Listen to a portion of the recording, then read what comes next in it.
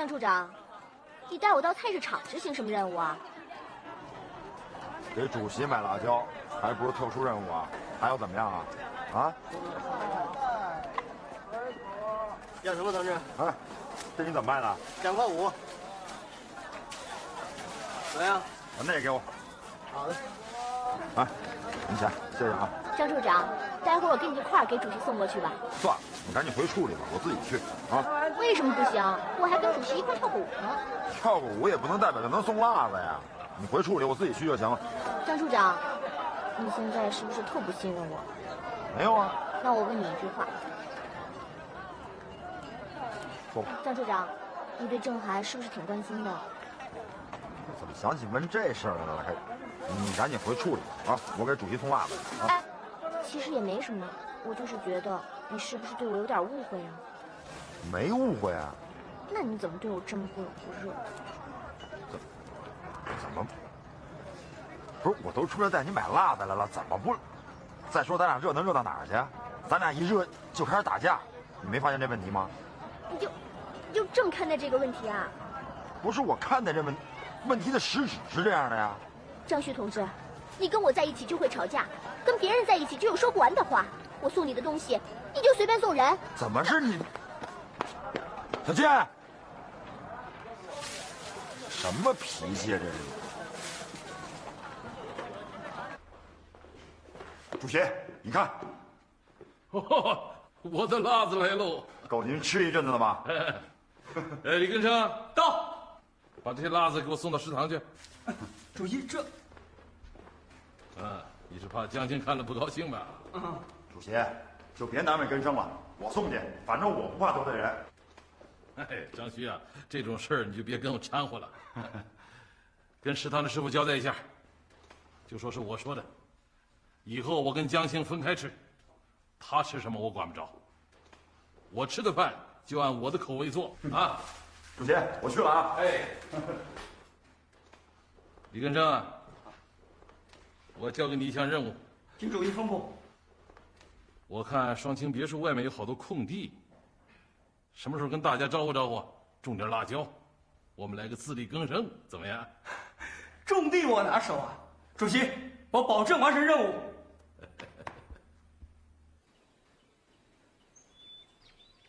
李宗仁对我拟定的和谈5条方针有什么意见呢？李代总统昨晚召集了白崇禧他们开会，说他们的意思是，父亲和李之间只能有一个人主政。他们又要逼我出国，想得美！李代总统还发来电报，说万一和谈破裂，他将隐退以谢国人。这个滑头，他又把我放在火炉上烤。摄影师，报告。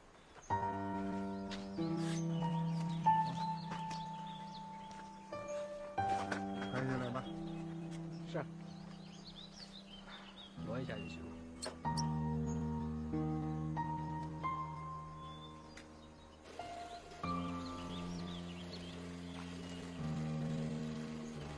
总裁，您来看看。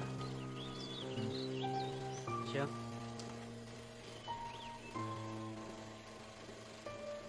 40年来家国，3000里的山河。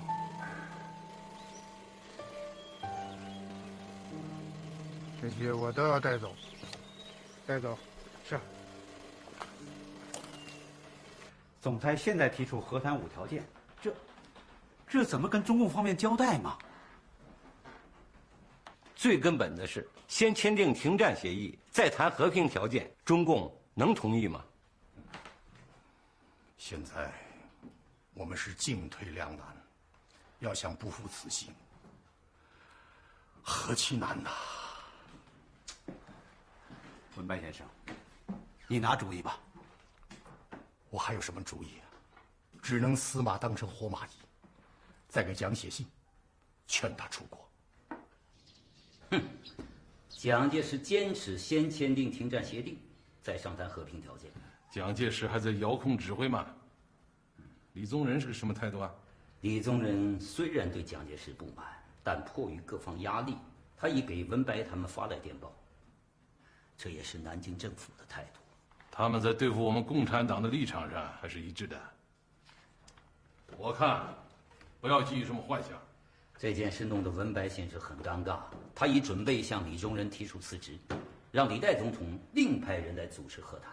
文白先生是真心希望和平的，不过夹在蒋介石和李宗仁之间，他这个小媳妇儿难做人呐。哎，是啊，谈判陷入僵局，这样下去要延期了。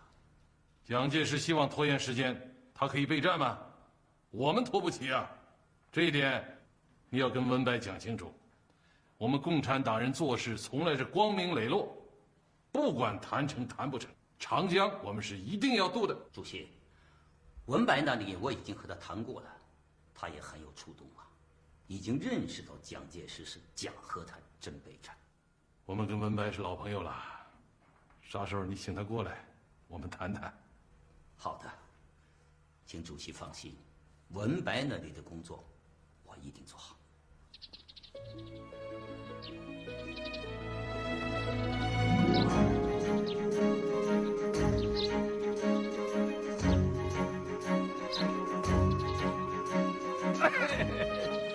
我的乖娃娃，你给我藏猫猫，还学我，我早就知道了。早就知道了吗？我可跟了你好久了。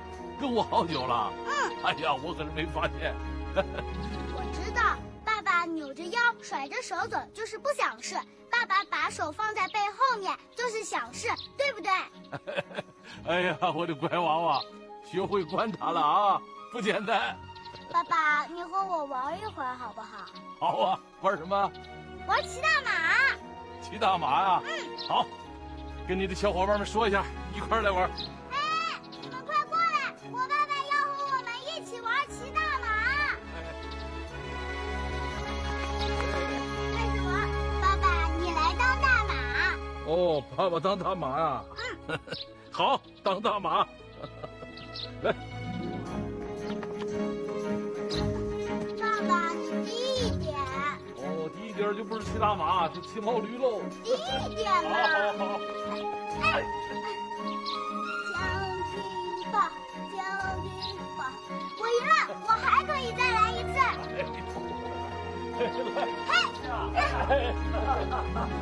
哦，爸爸，你再跟我们玩一会儿吧。爸爸还有事情要办，你先跟小朋友们啊一起去玩，下次爸爸再给你补上这个骑大马，怎么样？好啊，我们一起去玩吧。哎呀，主席真是童趣大发呀，百忙之中还和孩子们同乐。我这个孩子王当的还不错吧？何止是不错呀，感人，真的很感人呐。来来啊，今天我得考考你啊。哈，主席今天考的问题一定是和文白先生有关了。你知道他为何叫字文白吗？哦，这个问题呀，得问文白先生自己喽。他年轻的时候当过警察，所以取字景破。后来警察不干了，这字景破也就不用了。于是啊，从景字中取一文字，破字中取一白字，故字文白。哦，原来是这样，还是主席了解文白先生啊。别小看这两个字啊，我看他还是简化汉字的创始人呐。哎呀，不敢当啊！谢谢主席对我的关心啊！哎，朋友之间不言谢啊。我听说这几天你的思想负担很重啊。是啊，我来北平之前曾经说过8个字：如临深渊，如履薄冰。哎呀，算了，不说了。我很理解你此刻的心情，文白先生。不管这次和谈成败与否，你为国共和谈付出的大量心血，我们是不会忘记的。有主席这句话，我张之洞做什么都值了。文伯来信，又劝我出国了。我说过，我绝不出国，绝不亡命。是，总裁不能走，坚决不能走。我不但不走，还要和共军决一死战。有总裁的领导，党国的复兴大业才有指望。我今天请二位来，是要你们再谈谈有关长江的防御情况。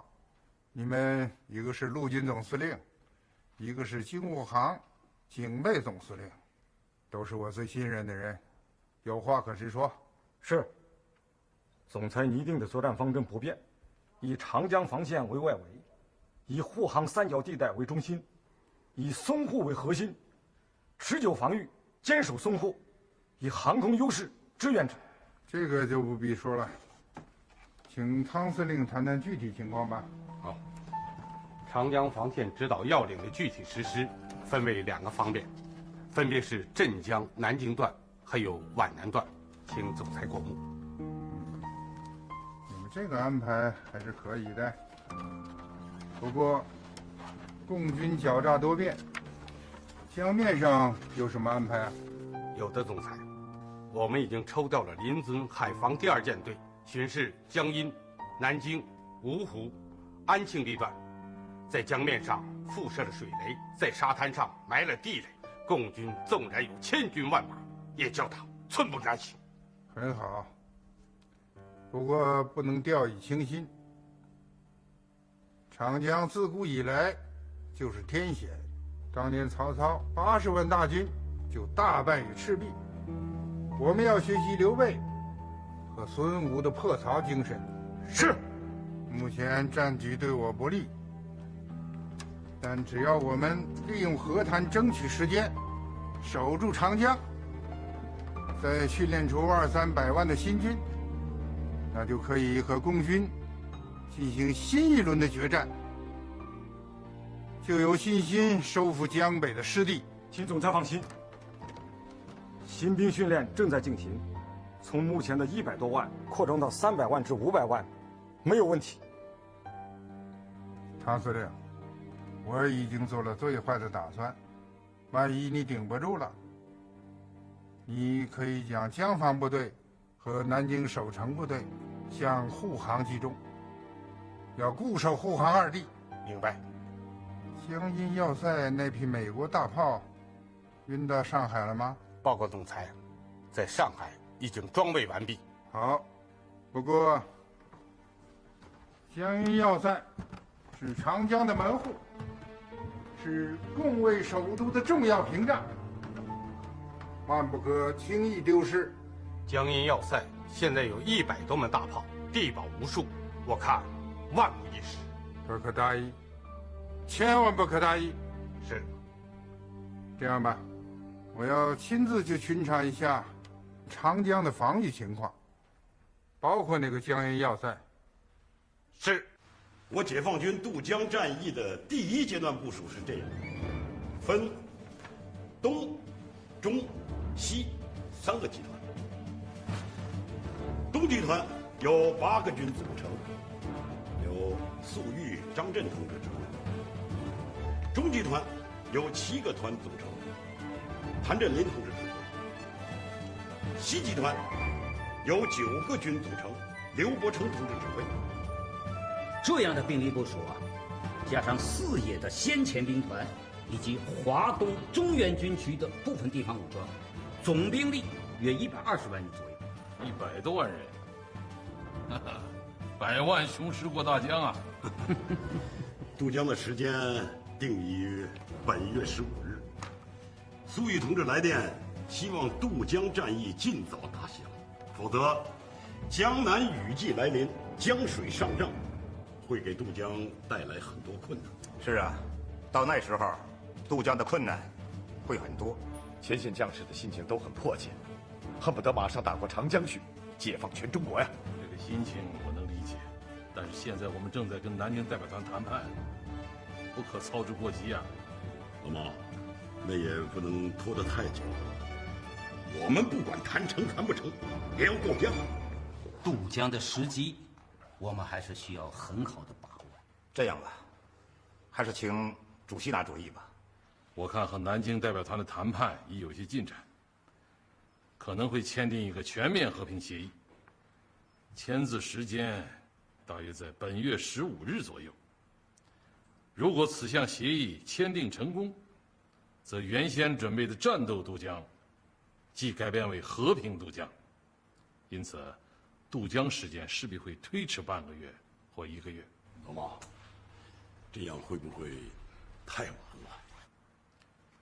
把这个意思发给总前委，并征求一下在第一线的刘伯承、粟裕的意见，请他们告知，推迟半个月或1个月渡江有何不利，以便中央军委作出决策。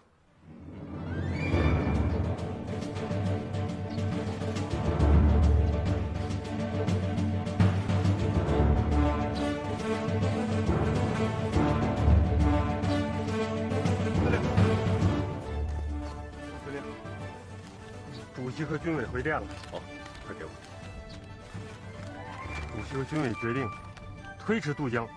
如果推迟半个月，江水上涨，水流加快，我们的船只又大多是小船，2/3的船只在江水上涨后都无法行驶啊。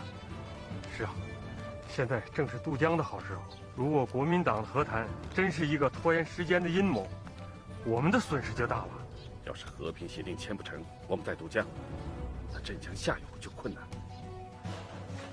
主席，渡江前委回电，认为以原定渡江时间为宜，建议先打过长江去，然后争取和平接收。啊，同志们对长江的信息还是很担忧的。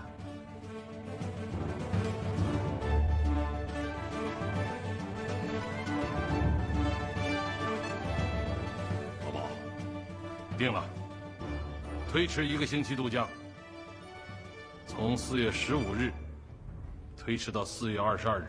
这个时间点已经过了南京政府签字的最后期限，我看可以。我也同意。南京政府是否同意签字，将取决于美国政府及蒋介石的态度。如果李宗仁他们愿意，则可能于4月20日签字；否则，谈判将破裂。戴司令原来是陆军总部工兵处少将处长，谋到了江阴要塞司令这个职务，不容易啊。戴某非为司令，党国安危之际，作为军人，当挺身而出，尽忠报国。好，很好。不过我听说你是通过了关系，总裁不过是买了个人情，其实他对你，谭司令，难道委座对我不满意啊？你从来没有见过委座，委座这次要接见你。还有，你看看，你现在这副模样，请谭司令指教。属下是知恩图报之人，江阴要塞是长江之咽喉，日后戴某在此建功立业，对汤司令的恩德，当肝脑涂地以报。戴司令客气了，其实也没什么。总裁最见不得的就是带兵打仗的人，手上戴着金戒指，嘴里还镶着大金牙。还有，你这个头发也得整一整。明白，明白。属下马上回去，跟汤司令一个样，一个样。啊，戴司令，那就好自为之吧。啊，是。戴司令，我这是总务，来，给我拔牙。戴司令，您拔哪颗牙呀？你眼睛瞎了？那这颗金牙。金牙？戴司令，不行啊！为什么？我这个牙科医生只见过镶金牙的，没见过拔金牙的。嗨，你这个混蛋，连老子的命都不听了啊！停，戴司令，我马上给你拔。来，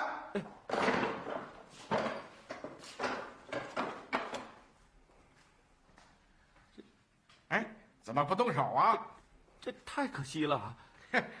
从今天起，老子要整肃经济，就从老子开刀。拔！戴司令是哪里人呢？报告校长，学生是江苏人。哦，哪一期的？报告校长，我是黄埔6期的。哦，戴司令很精干嘛？向校长学习。军人是随时准备到前线去打仗的。是。哦，你的牙齿怎么回事啊？报告校长，我的牙齿坏了。怎么不向上啊？总裁，身为军人，最看不惯的就是军人镶金牙，有损我军威。说得好啊！你这是为前线的全军将士树立了榜样，理应嘉奖，理应嘉奖。谢校长。事到如今，重任已经落到你们黄埔生的肩上，你们要继续发扬黄埔精神，立志为国。谨遵校长教诲。戴司令，你们江防情况怎么样？报告校长，我江阴要塞一共有100多门大炮，分高层火力和低层火力相互配合，形成一体，可对30公里的江面实施炮火封锁。共军想要过江，那他是赖借阎罗王。不错不错，看来当初挑选你当司令是挑对了。属下绝不辜负校长的信任，请校长训示。训示倒不必了，我要看看其他的将士们。校长请。委奏，这位是炮台总长唐炳辉，这位是炮团团长王清宇，请总裁训示。诸位，不要寄希望于和谈。共军是一定要渡江的。我今天亲临江阴要塞，就是要巡查江防工事，就是要向你们表达我们要坚守长江的决心。请校长放心，我全体官兵是与江阴要塞共存亡，人在要塞在，人在要塞在。好，我对你们是寄予厚望的，对于你们能够守住长江，我是有信心的。江阴要塞的防线就拜托给各位了，真的拜托了。各位，这次蒋介石亲自来视察江阴要塞，今后我们的工作一定要隐蔽，千万不能让戴荣光有所察觉。是，这个戴荣光是个贪财之徒，我们不妨投其所好，先稳住他。现在我们已经掌握了江阴要塞的各个要害部门，弟兄们也都愿意起义。等时机一到，我们就开始行动。对。哎，老孙，你说吧，有什么指示啊？老肖醒过来了。哎，老孙你别动啊，你在办公室等我啊。老肖醒过来了啊！什么？赶紧走，还要不开？快去！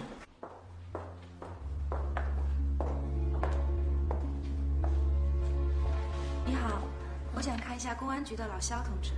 请问你是？我是他的一个朋友，我听说他出了意外，特意赶过来看看他。跟我来吧。老肖刚醒过来不久，身体还很虚弱，等一下您看一下就走，别跟他多说话。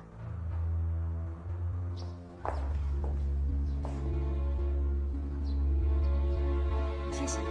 不客气。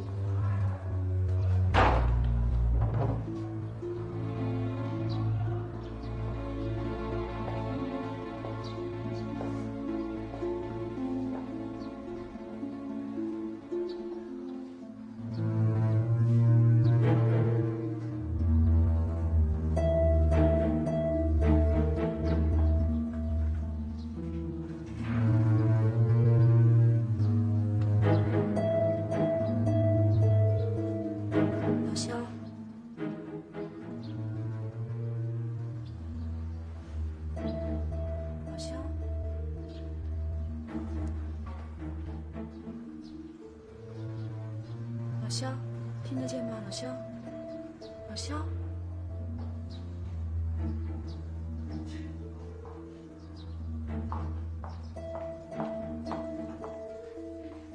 特同志虽然一直深度昏迷，虽然现在醒过来了，可他还不认识人，不会说话。马上就要查房了，我们出去吧。我马上就出去。老肖，别担心，一切都会过去的。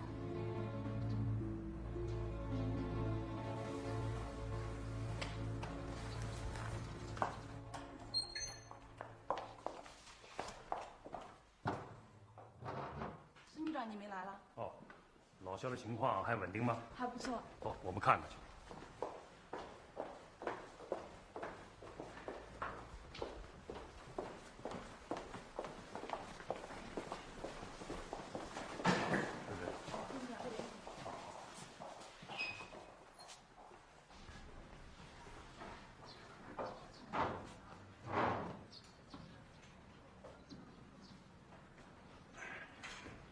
虽然脱离了危险，但是神志还是不清楚。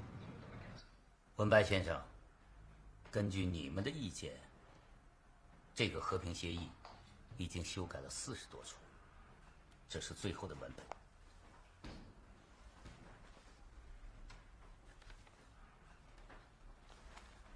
文澜先生的意思，是不是这是最后的通牒了？可以这么说吧。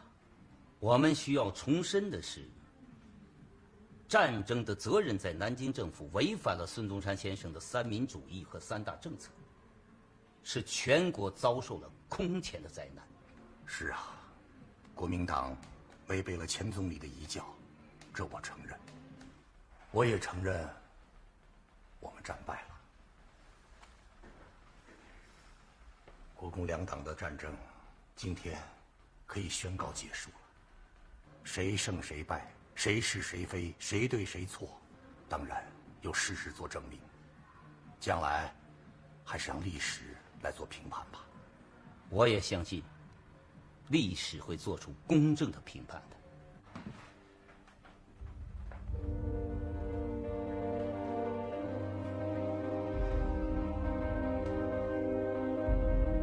大家有什么意见，都说说吧。该说的都说了，是我们国民党太无能嘛。是啊，国民党在国内一直以第一大党的地位对待中共，太狭隘了，胸襟和态度都狭隘。应该首先做个自我反省，改正错误，感到惭愧，转变过来。文博先生，您现在说这个，恐怕来不及了。是啊，我也只是突发感慨而已啊。邢老，您说说。照我说啊，这个修正案，中共方面已经做了很大的让步了。整个条文条件虽然高了一点，但如果能了然于战败求和、天下为公的道理，不由于一党一派的私利，以国家或人民为重，则唯有接受了。我赞同邢老的意见。说实话，就我现在的心情有喜有惧。有喜的，如果协议签订，中国问题将由此得到解决；如果南京方面拒绝签字，这笔账要算在我们头上，犹如使命啊！我们个人怎么办？命运难以琢磨啊。既然大家的意见都倾向接受，我看这样吧，马上把这份修正案送到南京，争取南京政府的签字。好。中央军委致渡江总前委邓小平、陈毅，并致3野粟裕、2野刘伯承。你们的立脚点应该放在谈判破裂、用战斗方式渡江上面，并保证于22日一举渡江成功。完全同意总前委的整个部署，即2野、3野各兵团于4月21日开始攻击，22日实行总攻。你们要一鼓作气，打到底。谈判的情况就这些，协定的修议案，请各位再审议。这个协定，无疑是征服者对被征服者的处置啊。这等于是最后通牒啊！二位一路辛苦了啊！哼，亏你们连这样的条件也带得回来。白将军，先别发怒嘛。现在这个协定，经过多次协商，中共方面已经接受了我们40多条修改意见，已经超过半数了。我的条件只有一个，共产党无论如何不能过江。办不到啊！毛泽东和周恩来把话已经讲死了，不管签不签字，共军都要渡江。他们一定要过江，那仗就非打不可。还谈什么？要打，只有老蒋才有资格。我们这些以主和起家的，只有和平才是出路。再主张战争，就只有死路一条。我活到如今呢，想不到会碰到这种日子。一个革命的政党，竟然成了革命的对象啊！这已经是够痛心的。可是今日之下，在这紧要的关头，受中共的绝大压力，承认不然不可以，可不承认呢，又没有这个力量。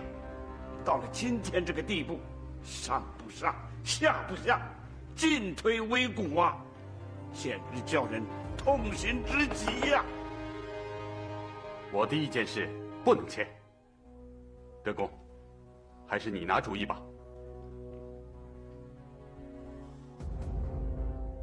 诸位说的都有理，我没有回天之力啊，是战是和，我无能为力。如果西口方面的意思要对共产党决一死战，我也是没有办法的。西口，还请岳军先生去一趟吧。星儿，今天是你40岁的生日，我应该给你庆贺一下。国家多难，儿子不能替父亲分忧，虚度40个春秋，惭愧得很。请父亲不要为我操劳。生日宴就免了，不过生日礼物我还是要送的。父亲待金儿太好了。我送你的不是什么金银财宝，我要送你一幅字。好，父亲的字是最好的礼物。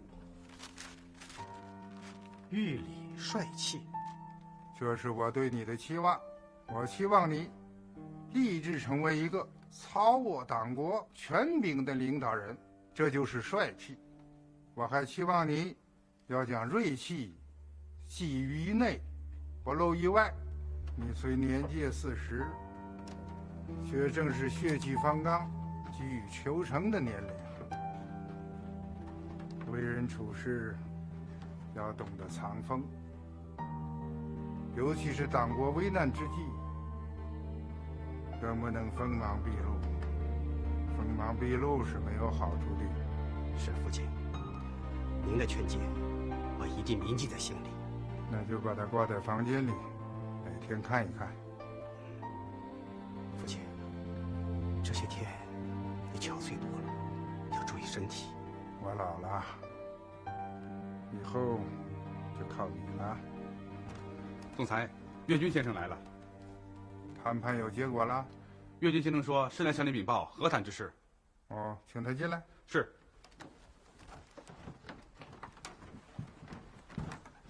总裁，这是黄绍竑去武带回来的国内和平协定，请总裁过目。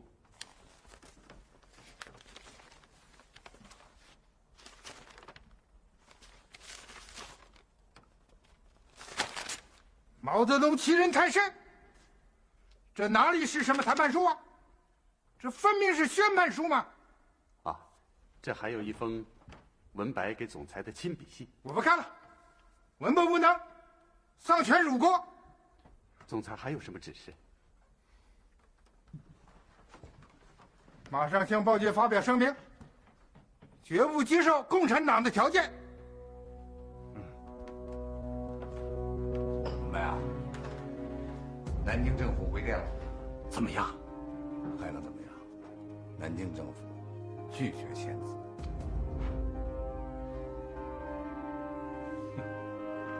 也好，20多天的谈判，终于寿终正寝了。文白先生，诸位，南京方面决定了？决定了，拒绝签字。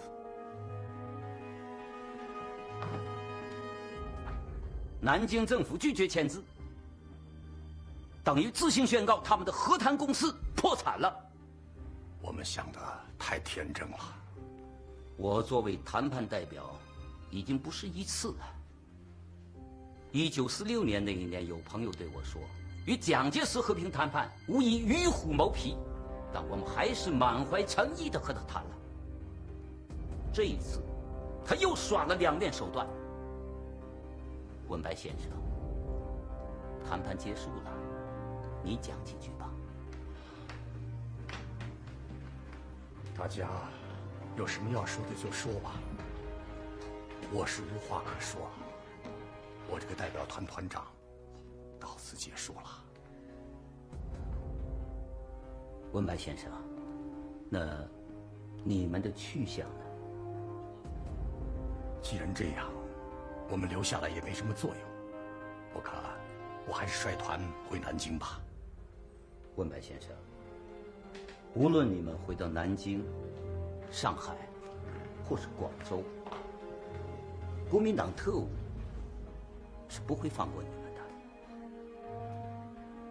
我代表中共中央，代表毛泽东主席，希望你们大家都留下来。恩来先生的盛情，我愿意留下来，我也留下。好的。我是首席代表，必须要回去复命。文白先生，你回去太危险了。危险也得回去啊！我张治中一生为和平奔走，虽死何憾？否则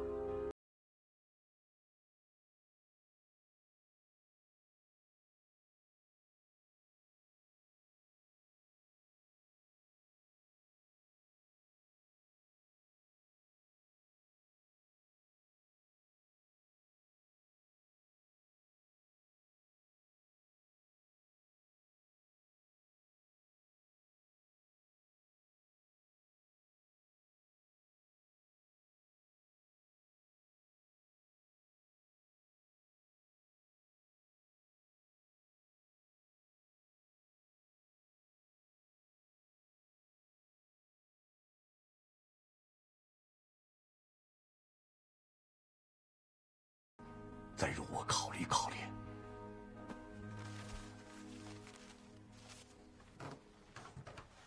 这几个字你看了大半夜了，睡吧。父亲对我的期望太高了。他希望你以后能继承他。孔子说：“40而不惑。”我已经到了不惑之年了，一事无成。有时候感情用事，不能持之养气。面对父亲的教诲，细想起来，惭愧万分呢。你太操劳，太累了。这是我的命，天降大任，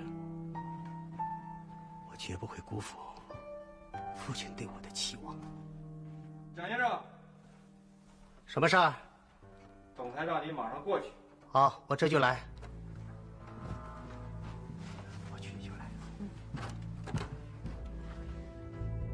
父亲，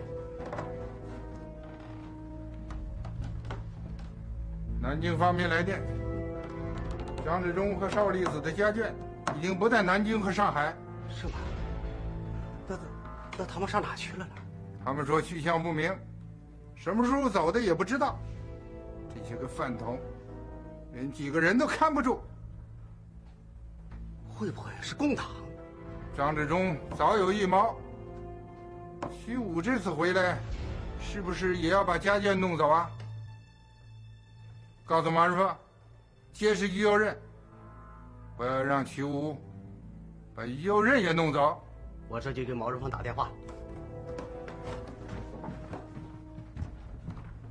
蒋介石猜的没错，屈武回南京，却是想把岳父于右任和家眷都悄悄弄到北平。可蒋介石快了一步，把于右任监视起来，后来又把他带到了台湾。和谈破裂，渡江战役啊，马上就可以打响了。蒋介石要打嘛，咱们就跟他打个彻底，坚决彻底、干净、全部的歼灭中国境内一切敢于抵抗的国民党反动派，解放全国人民。我提议，为我们即将进行的渡江战役这个伟大的时刻干一杯。是该干一杯啊，是该干一杯。不过咱们没有酒啊。哎，那就以茶代酒嘛。干杯可别落下我呀！回来了。文白那儿怎么样？文白先生答应先留下来，再考虑考虑。我看这个文白先生啊，中军思想不清啊，到了现在还不肯和蒋介石决裂。这是文白可爱、可敬之处啊，不像有些人墙头草两边倒。文白先生思想里很苦闷的，我们还得做做工作。那这个任务就交给你，来干一杯。等等，这搞啥子名堂？我就料到这一点了。好酒。恩来者，周道也。报告团长，江面上发现敌人军舰。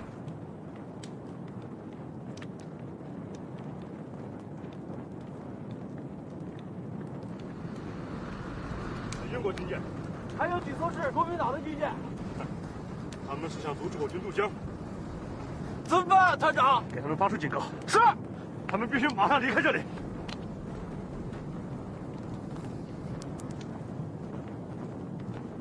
团长，他们根本不理咱们呀！继续打信号。是。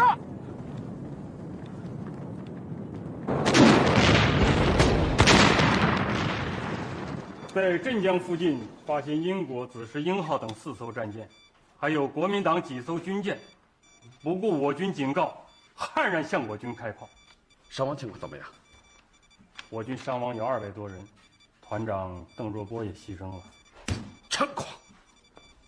帝国主义仗着军舰大炮欺负到我解放军头上了。主席说过，对任何胆敢侵犯我主权的帝国主义，坚决消灭。马上传我命令，坚决还击，绝不手软。是。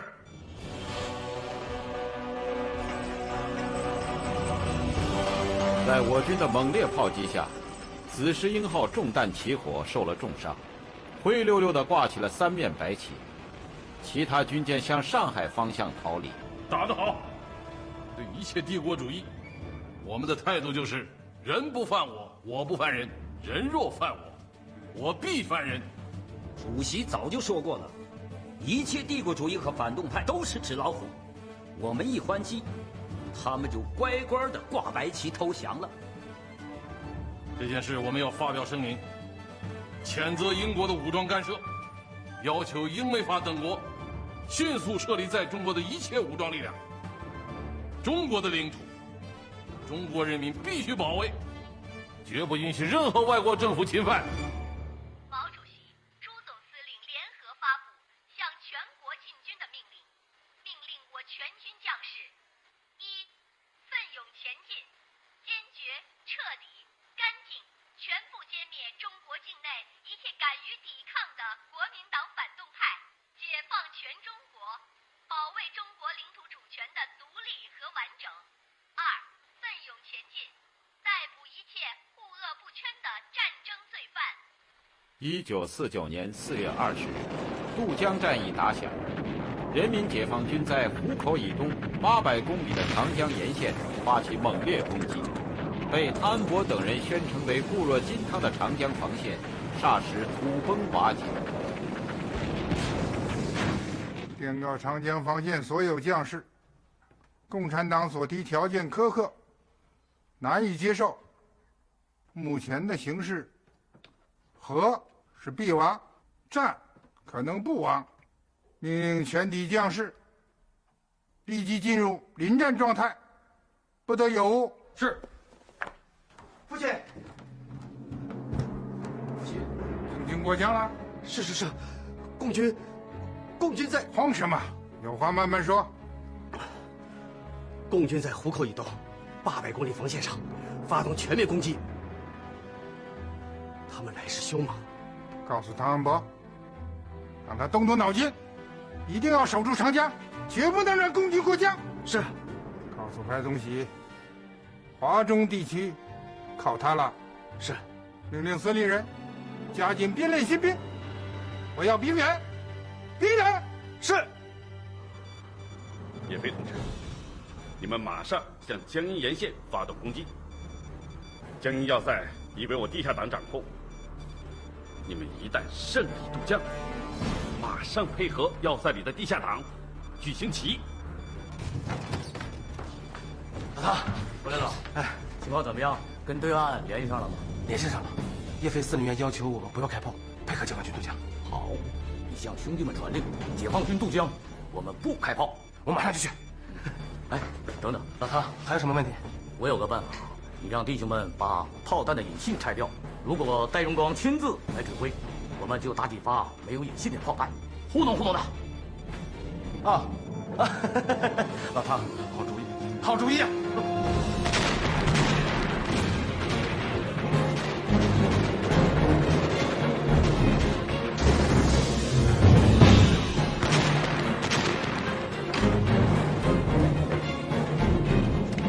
共军渡江了，快给我开炮！快给我开炮！把共军全都炸死在江里！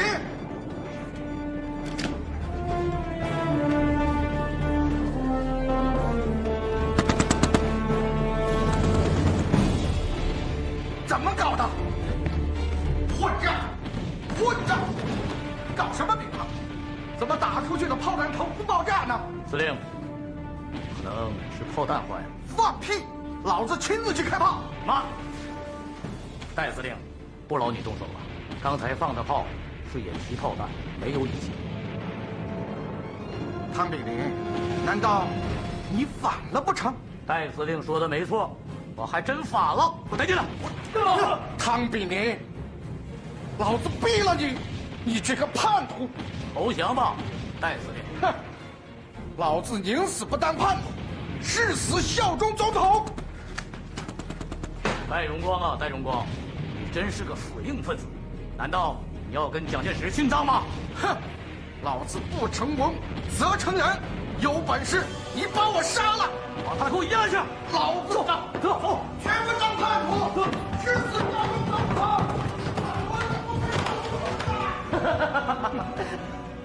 这个草包倒还真是个死硬分子。啊，王团长，在传令下去，调转炮口，支援解放军过江。是。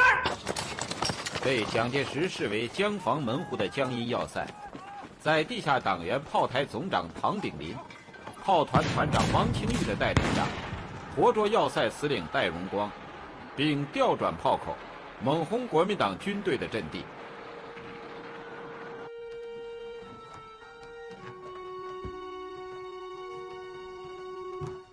父亲，共军已横渡长江，这么快？共军分东、中、西3段，大举过江，我军抵挡不住了。汤恩伯是怎么搞的？难道共军个个都是神兵吗？给我接汤恩伯。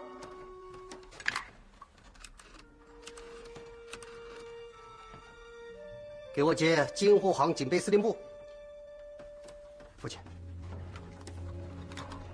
唐司令，你为什么不打呀？总裁，我们组织了强大的火力，但共军实在太猛。不过我军仍在浴血奋战。打，狠狠的打，一定要不惜一切代价，把共军逼到水里。海军、空军一起上。报告总裁，急电。长江中段芜湖、安庆之间的防线被共军突破，还有西段的情况也不妙，共军35万人从九江、彭泽沿线渡江。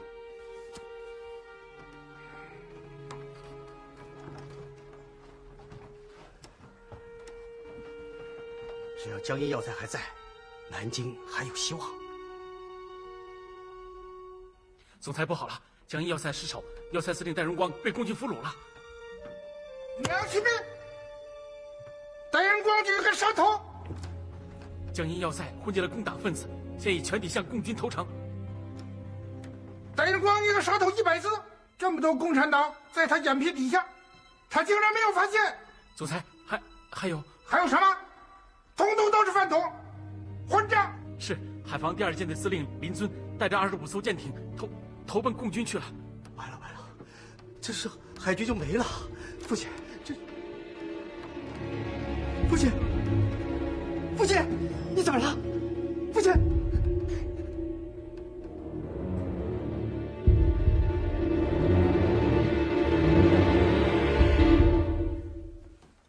怎么样？没什么大问题，只是急火攻心，需要静养。去吧。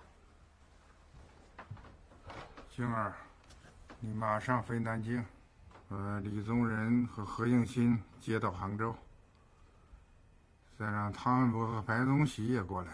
父亲，你这是？我要去杭州。父亲，你的身体……共军就要打过长江了，形势危机，我要做最后一搏。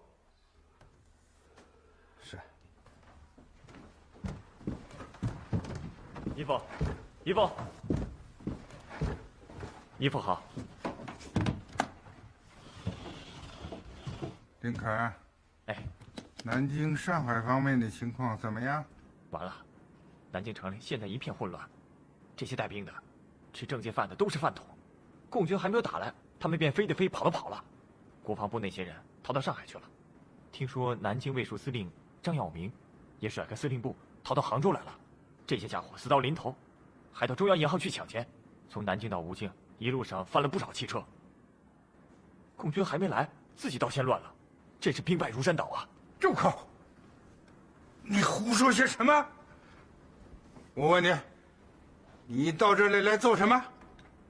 我爸爸妈妈叫我来，他们说姨父要回老家，需要开支，让我带来10万美金。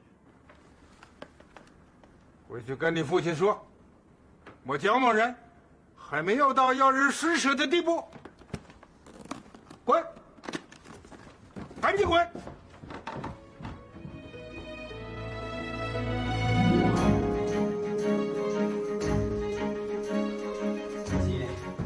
又在写电报呢。啊！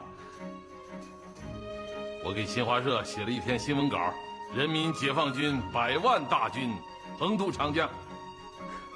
蒋介石真没用，他的长江防线哪是固若金汤啊，豆腐渣嘛！蒋介石的得意门生汤恩伯，把长江防线说成是斯大林格勒。啊？他想打斯大林格勒保卫战？哼，做梦去吧！即使到了这一步，蒋先生在西口也坐不住了。德国，这回可是一次绝好的机会呀！哦，此话怎讲？和谈破裂，共军渡江，这一切非你所顾，全是蒋先生一人所为。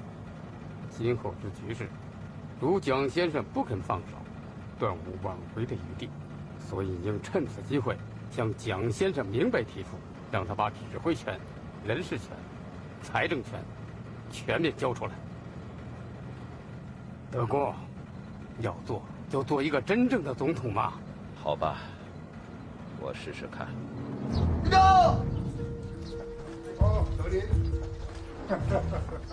总裁德林，一别3个月，你瘦了。你也瘦了。哎，这3个月我们都受罪了。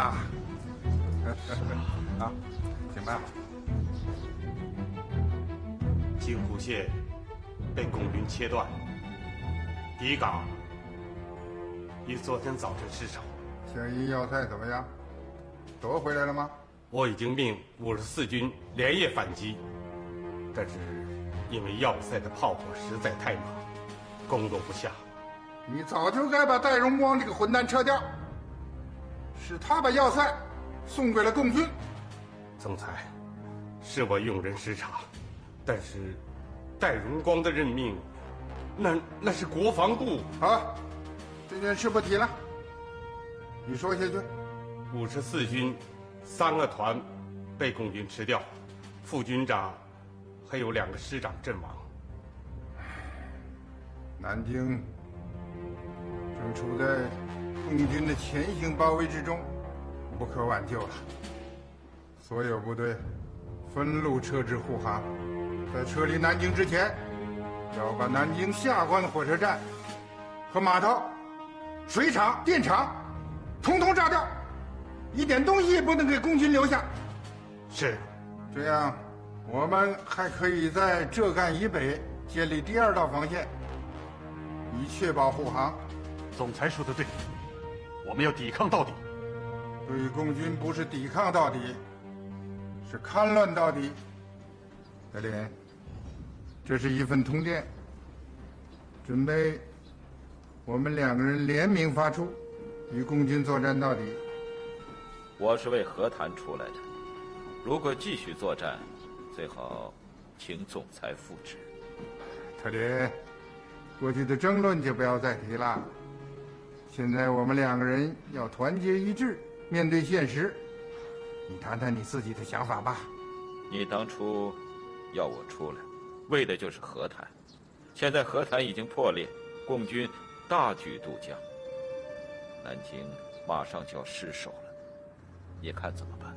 德林，还是由你这出面领导，啊，不要灰心，我支持你到底。如果你让我继续领导下去，我是可以万死不辞的。但是现在这种政出多门、一国3公的情形，谁都做不了事。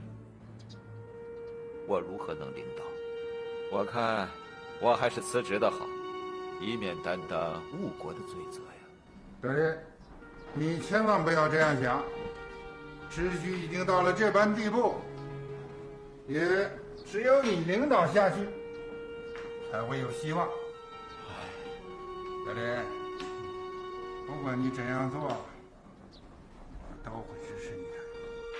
李宗仁在蒋介石这儿什么也没有得到，当夜又飞回南京。这时四郊枪声不绝，解放军马上就要攻入南京。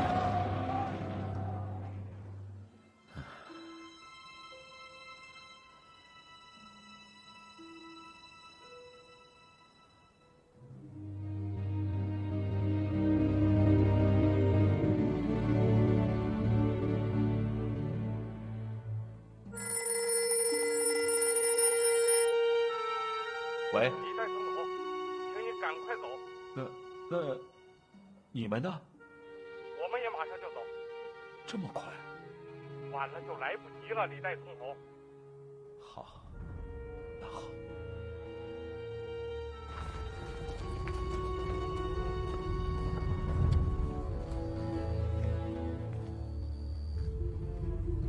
别时容易，见时难啊。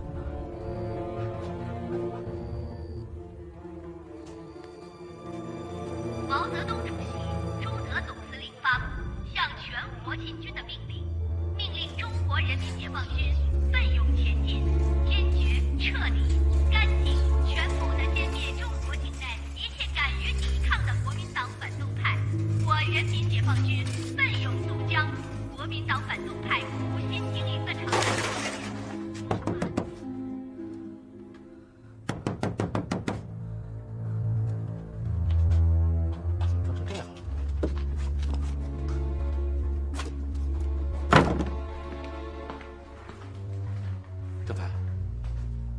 你这是怎么了？到底出什么事儿了？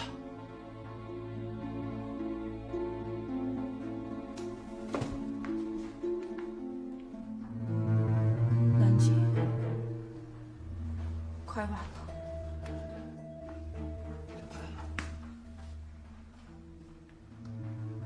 我现在的心情跟你一样，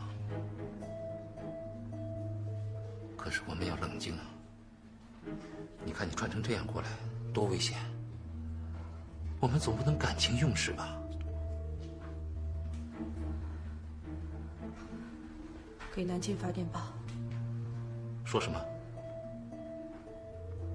电告毛局长，半个小时以后，我要和我妹妹通话。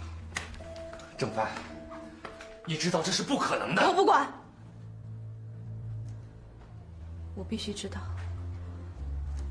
我妹妹还活着。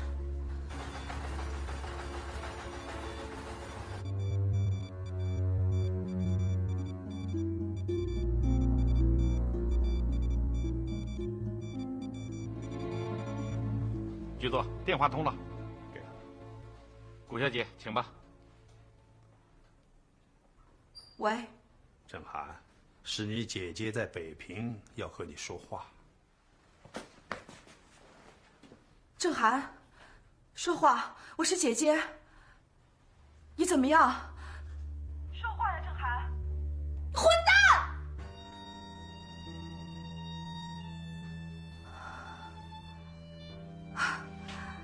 你还活着，还活着，活着就好，活着就好。我永远都不会原谅你的，郑涵。我知道你恨我，但是你一定要记住，姐姐是爱你的，非常非常爱你的。你一定要听话，一定要好好活下去，你听见没有？一定要好好活下去。南京就要解放了，你们都要完蛋了！狗疼我，狗疼我，你们都会完蛋的！压下去。会完蛋的！喂，郑涵。郑涵，你都听见了吧？我遵守了我对你的诺言，就是南京失守了，我也会把他带在身边。保密局在哪儿，他就在哪儿，放心吧，啊！谢谢毛局长，谢谢你。郑涵，好自为之，祝你成功。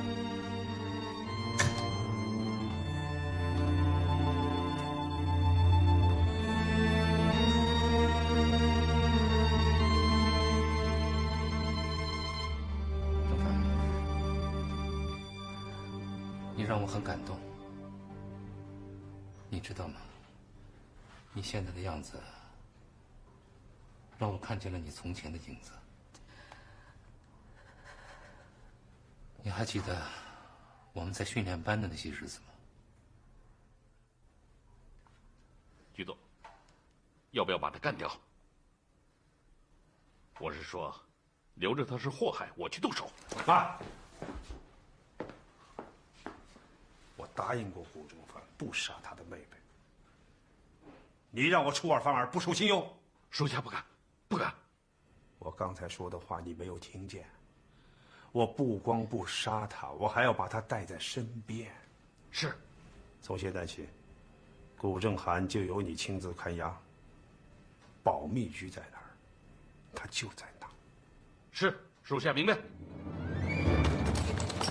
1949年4月23日，我人民解放军攻占南京，并占领总统府。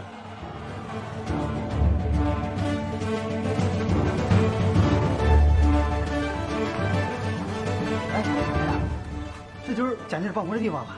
我看错不了。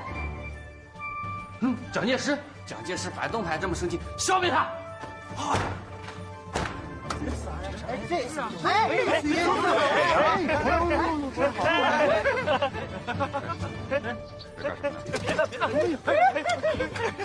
走，可以看看。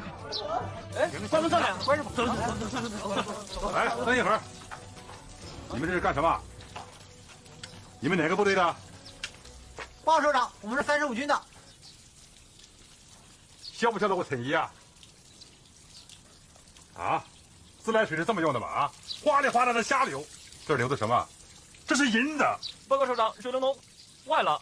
坏了，这是我们解放军干的事吗？哎，陈老总啊，先别发火，这些战士啊都来自农村，他们没见过自来水，不懂，给弄坏了。还不赶快堵上！是。哎。损坏东西要赔偿，等会儿你们几个把钱交上来，还要做检讨，以后绝不能发生这种事。是首长。好，你们走吧。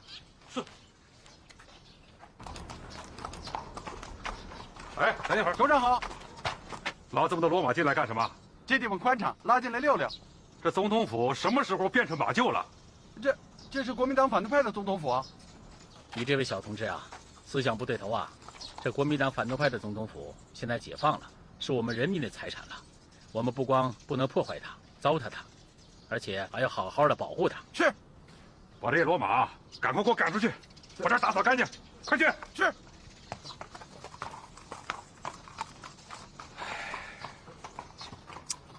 小平同志，我看这样下去不行啊，我们一定要重申入城的纪律，严格执行3大纪律8项注意，对危及者呀严肃处理哦。是啊，我看要以我们总前委的名义给各个部队发个文件，让所有的干部战士认真学习，遵照执行。哎，别说，这玩意儿还挺结实的啊！是啊，当背包应该没事啊。对，够结实。哎，行，首长好。你们这是干啥子嘞？报告首长，我们看这玩意儿比较结实，我们给它当背包带使唤。这是地毯，你们这样做是破坏财物。我们也不懂啊，看它铺在地上，我们就……你们不懂，怎么不问问你们上级啊？怎么随便把它给剪断了？回去写个检查。是。走。小平啊，蒋介石的官邸还是第一次来吧？是啊，蒋委员长悬赏缉拿我们多年，今天我们自己送上门了，看他还威风什么呀？嗨，我们可不是他请来的，我们是把他们打跑了的。是啊，反客为主啊。对。哎，你很厉害吧？啊，蒋介石的宝座你也敢坐呀？不是我，坐吧。你们呢是打下南京的功臣，这个蒋介石的宝座当然可以坐了啊。一位首长，我马上就到。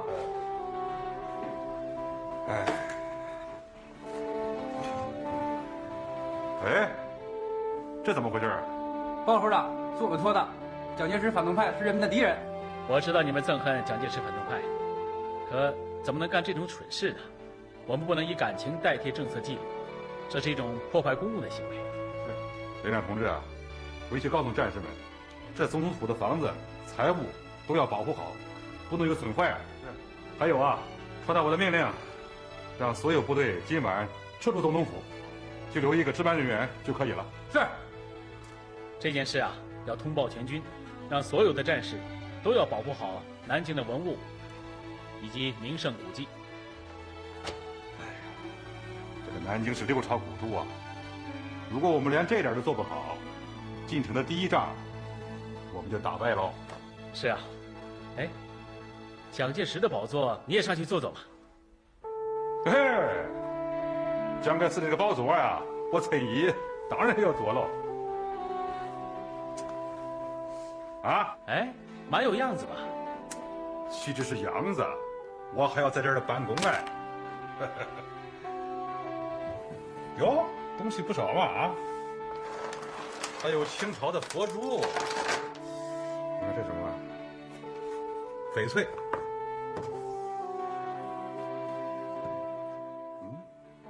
哎呦，看，小平啊，这还有2枚蒋介石收藏的曾国藩印呢啊！还是鸡血石嘞。是啊，蒋介石啊，对曾国藩最崇拜了，甚至到了顶礼膜拜的程度啊。哦，这里还有一本曾文正公家书呢。哦，还是线装本嘞。哎，小平，应该很珍贵吧？是啊，很珍贵的。这位蒋先生虽然说隐退了，看他这办公室的摆设，好像他随时回来继续当这里的主人呐。唉，无可奈何，花落去哦。好，陈老总，我对你一句：一江春水向东流啊。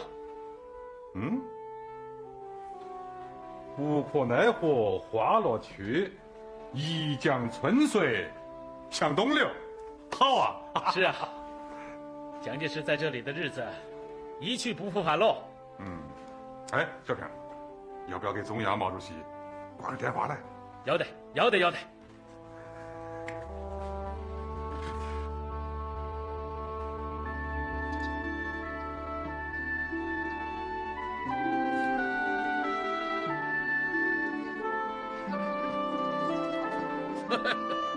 乖丫头，你刚才这是跳舞还是练体操啊？我学爸爸，爸爸说是跳舞还是练体操？我告诉你啊，爸爸年轻读师范的时候，参考中国古代的名医华佗五禽戏发明的，叫6段运动。6段运动。包括身体的6个部位：颈部运动，腹部运动，手部运动。还有腿部运动、脚部运动，爸爸，这么多讲究。这是科学嘛？爸爸的发明是讲科学的。叔叔，你笑啥？这是毛主席发明的，我看就叫毛氏自由体操。这个称呼不敢当，我不是专家，不过练一练还是有好处的。你们也一块练，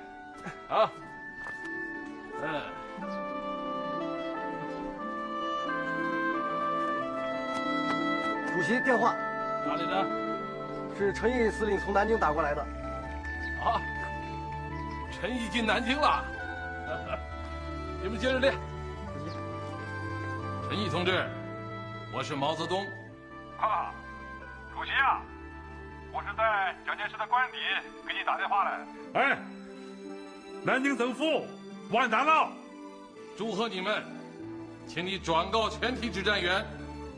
中央对你们的英勇作战非常满意，希望乘胜追击，一鼓作气，向大上海进军，解放全中国。好，要得。南京解放了！南京解放了！南京解放了！南京解放了！刚才陈毅同志从南京总统府已经给我打过电话了。主席，您看报纸？我们的报纸都出来了这么快啊！这是《人民日报》号外南京解放专刊。南京解放了！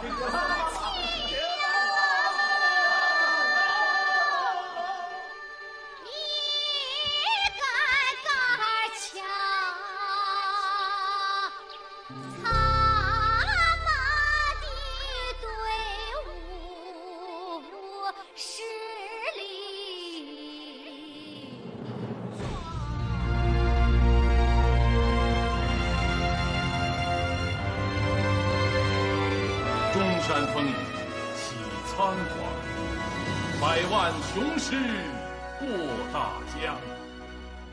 虎踞龙潭今胜昔，天翻地覆慨而慷。一将胜勇追穷寇，不可沽名学霸王。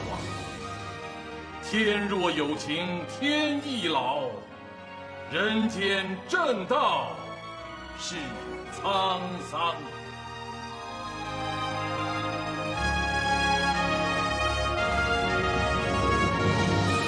营长，这栋房子没人住，咱们进去看看。哼，好气派啊！肯定是哪个大资本家的房子。咱们部队没地方住，这个地方正好。走，进去看看。这么大地方怎么没人啊？进去。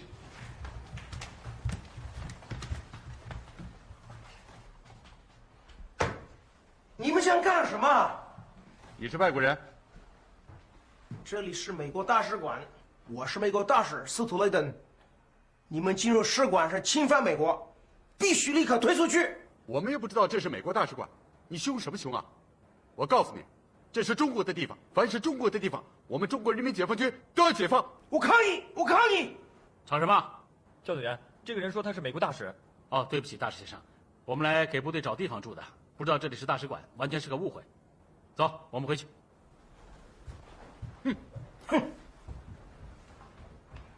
美国电台发表新闻，说我们的部队擅自侵入美国驻华使馆，违反国际法。这件事西方媒体也在大肆渲染，他们说法更是别有用心呐，说我们的部队进大使馆检查，还宣称大使馆里的东西不久将为人民所有。马上给总前卫发报，要他们查清这件事的真实情况，上报中央。还有啊，涉及到国际问题的，处理一定要慎重，不可授人以柄啊。好的。对待各国驻华大使馆、公使、领事馆及其他外国机关，未经规定一律予以保护，未经特许不得实施室内检查。此南京检查如果属实，应认为是违反纪律的行为，速予查究。陈老总，主席生气了？问题严重的很嘞！我建议啊，马上把主席这个指示啊下发各连队。啊，我看我们还要开一次会议，对各纵队的司令员及政委做好思想工作。下一步我们要进军大上海了，这个问题处理不好，会造成很大的麻烦的。我们接管南京的教训，等接管上海的时候啊，一定要注意。从现在起来，一定要加强对外交政策、外事纪律的教育，一定要杜绝此类问题再发生。中国人民解放军从23日夜12时起进入南京，国民党反动势力统治22年之久的南京已被解放，反动派势力已被消灭，反动政府宣告瓦解。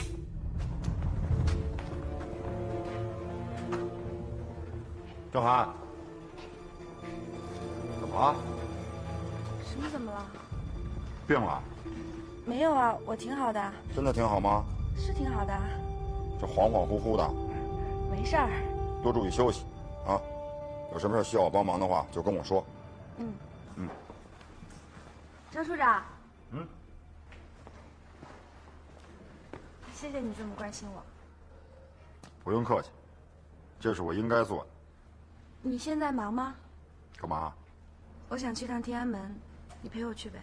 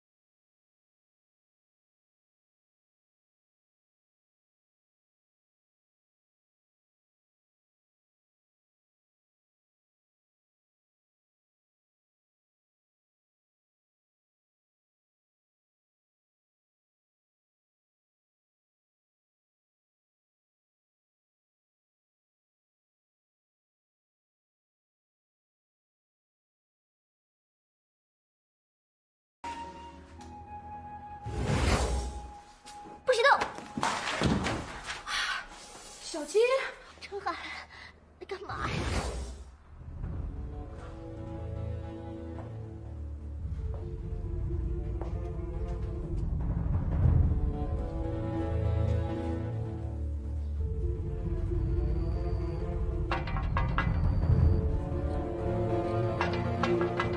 小金啊，你找老张？哦，他回来了吗？还没呢，他跟郑涵一块出去了。这么晚了还？晚啥嘛？老张跟郑涵。杨处长啊，你这什么意思啊？哎呀，我的意思就是他们两个呀，说不定是谈上了。哎，我猜啊，我猜。要不你到我那儿去坐坐？小金。啊？去我那儿坐坐。哦，不了，那我先走了。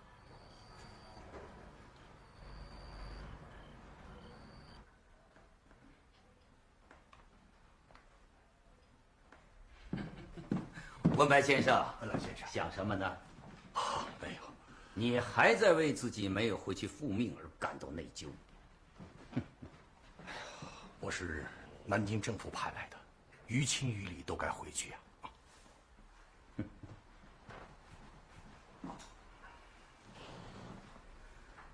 文白先生，目前的形势发展迅速，南京都解放了，国民党内部四分五裂，已经全面崩溃。我们估计啊，随着形势的发展，仍有恢复和谈的可能，所以你留下来，对将来还是很有利的。文澜先生说的有道理，可是我还是觉得不妥。我张之中一生光明磊落，我不想让别人指我的脊梁骨。再说，蒋先生对我也不薄啊。你还是封建道的，为什么只对某些人存幻想？为什么不为全国人民着想？为什么不为革命事业着想？文白先生，我们都是老朋友了，我说的这些话也是主席的意思，请你好好想想。我谢谢你们对我的关心，我会好好的想一想啊。好了，文白先生，我们今天就谈到这里。现在请你和我一起去接个朋友好吗？愿意分白。不知道要见哪位啊？一会儿见面你就知道了。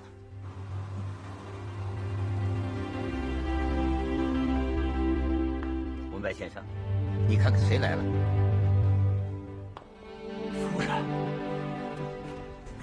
文白，你好吗？我没想到来接的是你们呐！多亏了周副主席精心安排，才得以脱离虎口，不然今生我们都难再见面了。共产党讲信息，我们不走了。文白先生，希望你留在北平，永远留下。谢谢恩来先生，我们一家团聚了，我永远的留下呀。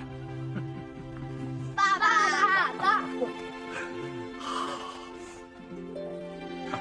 文白先生，夫人，请。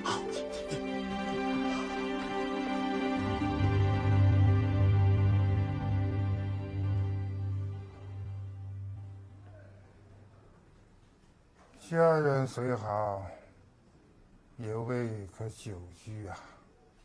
父亲，我们要离开了。共军已经迫近护航，我还能待得下去吗？没想到，我们的江防线就像纸糊的一样。哎呀，民国38年，时运太不济了。我刚才听人说定都南京、江山都做不久的，在金陵定都有6个朝代，时运都不济。现在也是，金陵王气黯然收熬，风水之说，不得不信啊。胡说八道！以后再也不要说这种混账话。是。大好河山，机智无立锥之地啊！静儿，把方良和孩子们先送到台湾去暂住，以免有后顾之忧。我已经都安排好了。明天我们也走吧，去上海。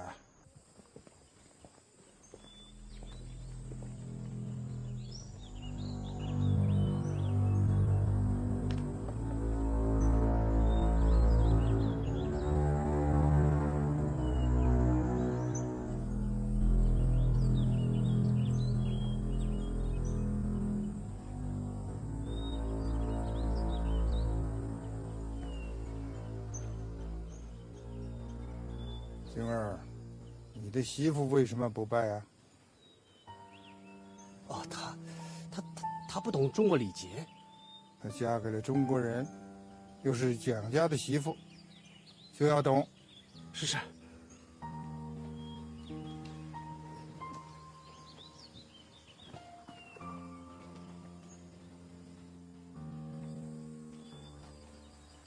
我还带上。父亲，该走了。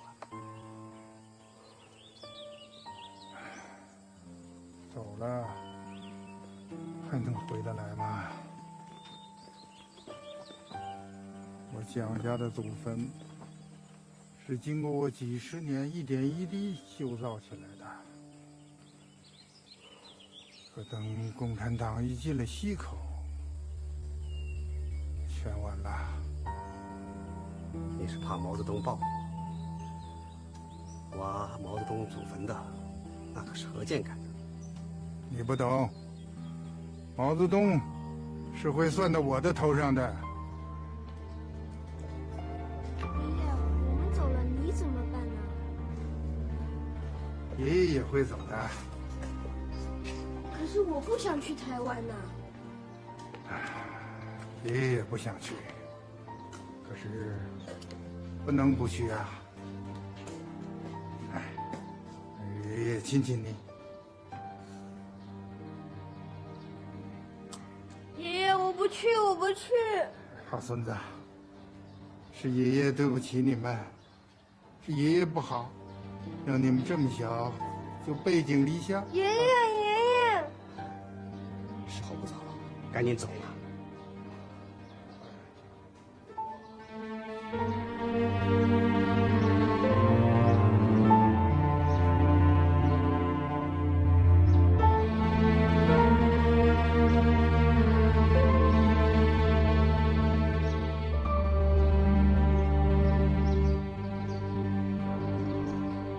父亲，我们要走了。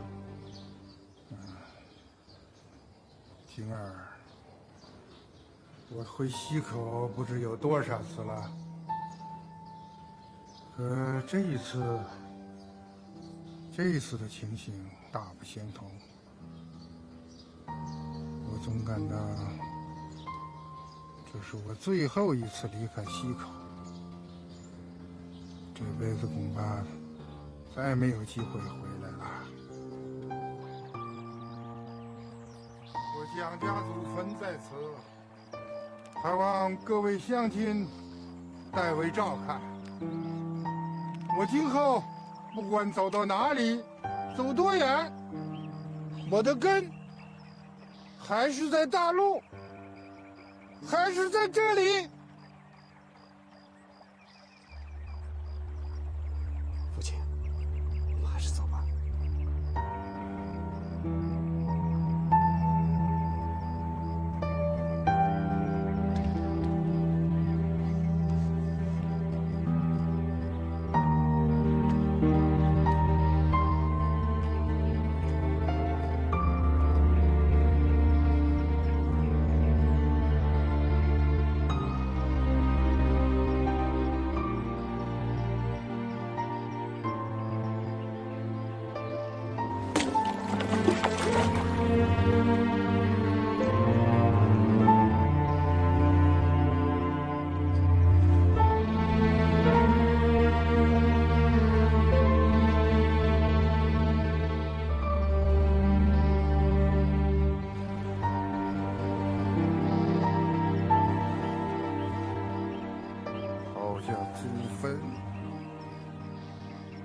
不想啊，父亲，别太难过。你已做了力所能及的事情，祖宗在天之灵会谅解你的。时运不济，非人力而为。父亲，别这样。蒋介石依依不舍地离开西口老家，登上太康号军舰前往上海。真像他自己预料到的，他从此再也没有回来。占领奉化时，要告诫部队不要破坏蒋介石的住宅、祠堂及其他建筑物。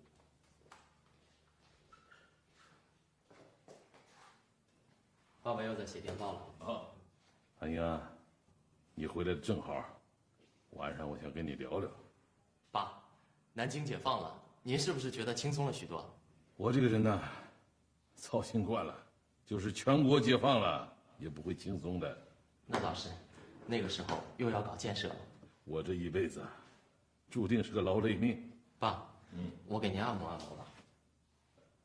好嘛。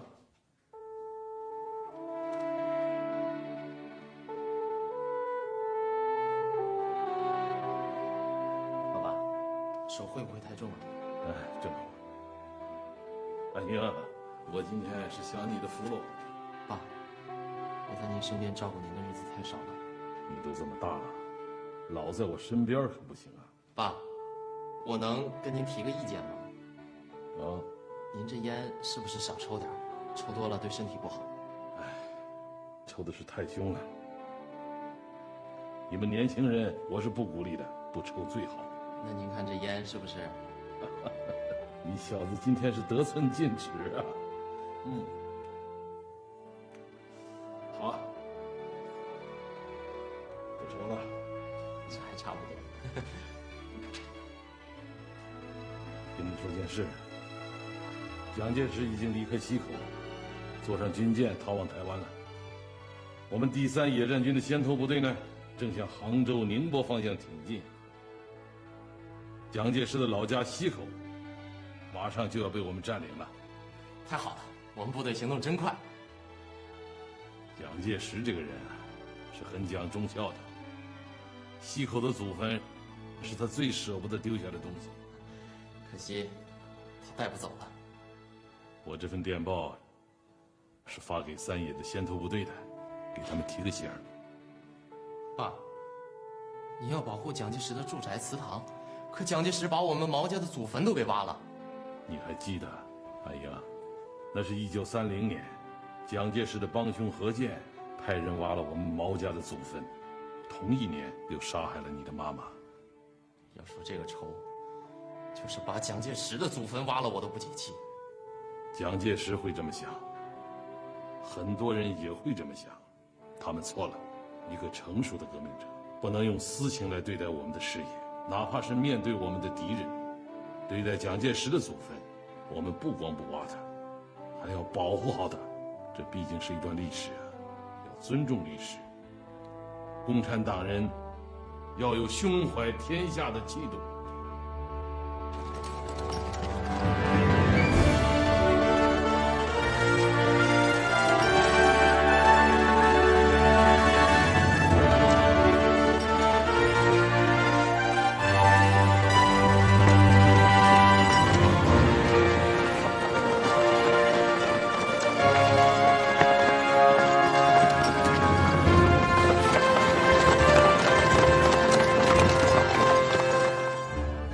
军占领西口以后，遵照毛泽东的指示，对蒋介石的住宅、祠堂、祖坟等，不光秋毫无犯，而且还进行了重点保护。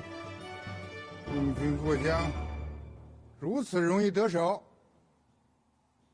我军花费了几个月的时间布置的防线，崩溃得如此迅速，我作为党的领袖，总理的学生，感到羞愧。徐蚌战争尚未结束，我已着手布置京沪杭的防御，与共军决一死战。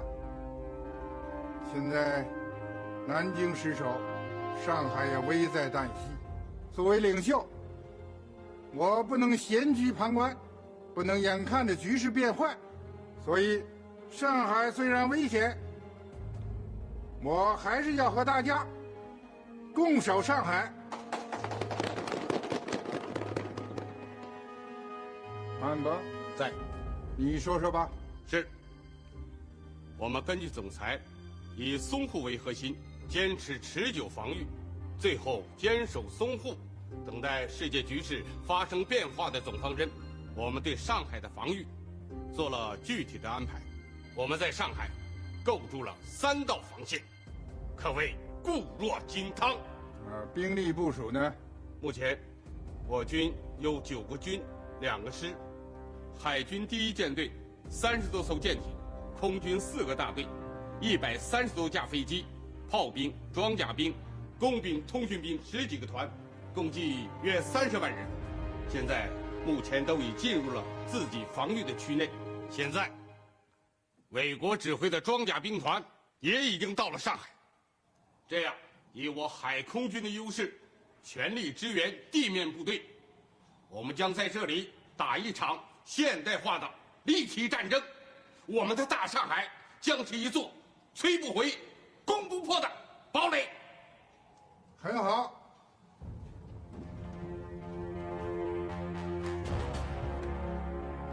我们保卫上海，一定要精诚团结，浴血奋战。根据我们的计划，守住上海6个月是没有问题的。从现在起，党政军的一切行动都要围绕着保卫大上海。我们反共不是孤立的，夫人还在美国积极活动，美国也会很快支持我们的。因此，我们一定要打好这一仗，借助国际力量，使淞沪保卫战受到国际关注。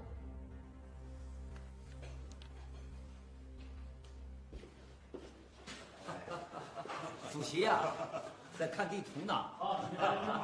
正好，来，都坐吧。哦，主席在考虑进军到上海了。南京解放，下一步就是上海喽。形势的发展比我们预想的要快啊。蒋介石啊，亲自到上海部署防御。上海看来是一场硬仗。是啊，再硬的仗也得打呀。上海是我们党的诞生地，是我们革命的摇篮，我们要好好的打好这一仗，让上海回到人民的怀抱里来。上海啊，是个大世界，被称之为冒险家的乐园，也是帝国主义侵略中国的主要基地，是蒋介石呢起家的地方。那里的情况要比其他地方复杂得多。现在光外国侨民呢，就有好几万。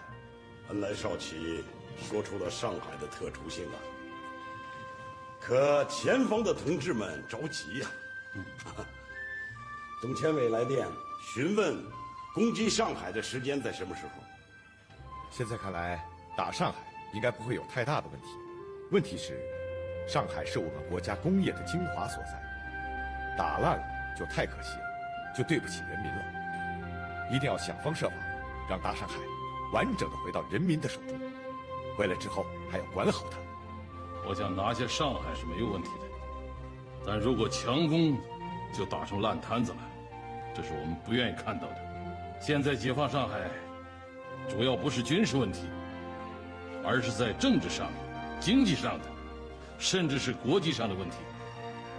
何时发起攻击，需要慎重考虑，要把准备工作做好才行啊！解放上海，必须完整的保存这个城市，不只是上海受到破坏，我们占领上海，不仅要军事进程，而且也要政治进程。还有一个，就是上海解放之后啊，我们怎样才能把这个全国最大的城市接管好、管理好？主席想得很周全啊。我们可以采用围而不打的作战方针，利用这个时间呢，培训出一批接管城市的干部。干部问题很重要。如果上海攻下来，我建议交陈毅同志管理。非陈毅莫属，别人都不合适。邓小平、陈毅他们正等着回电呢。我看，就把主席刚才的意见给总前委发过去，作为我们解放上海的基本原则。唐司令，兵力部署到位了吗？防御工事牢靠吗？兵力部署都已到位。我保证，上海的防御体系将是攻不破、摧不垮的钢铁阵地。父亲，上海的防御工事我去看了，汤司令说的没错，可与斯大林格勒比美，堪称东方斯大林格勒。上海的地形是易守难攻的，工事修筑的也还算周密，但就光凭这一点就能挡得住共军吗？汤司令，你说要搞一个海陆空联合作战，怎么个联合呀？校长，这是海陆空联合作战计划。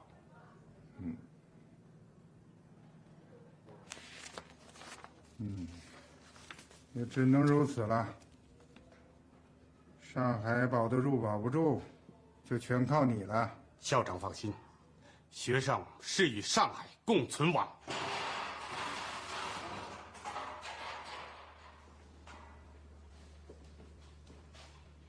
郭小姐，这边请。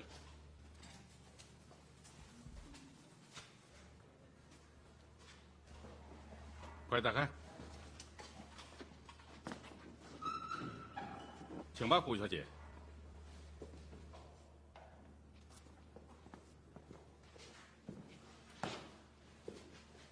顾小姐，您就在这单间住着。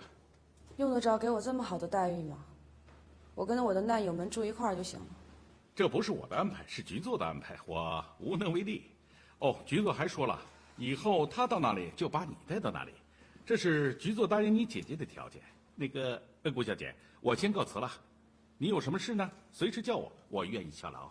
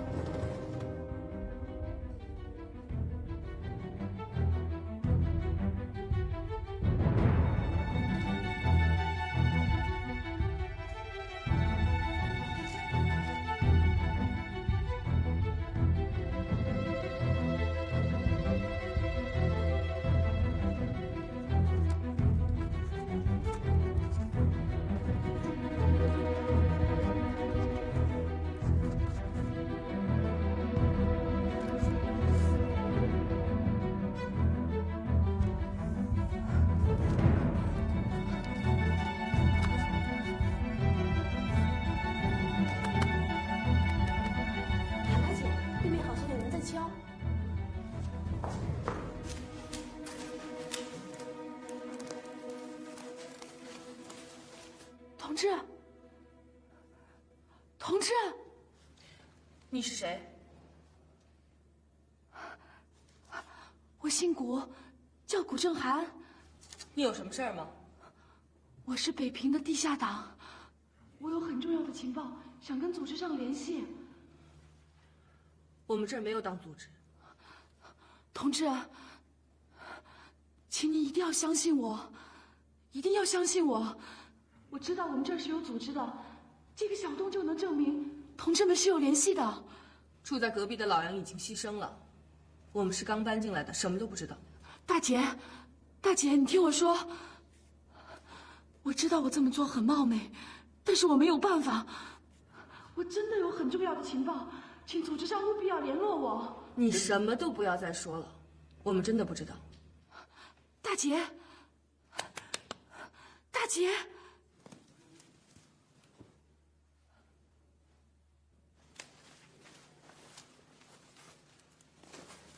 这个古小姐动作很突然，我们一定要加倍小心。这里面一定有文章，她一进来就急切的要找组织，会不会是特务派来的奸细？对，特务是想套出党组织的秘密。这一招一点都不高明。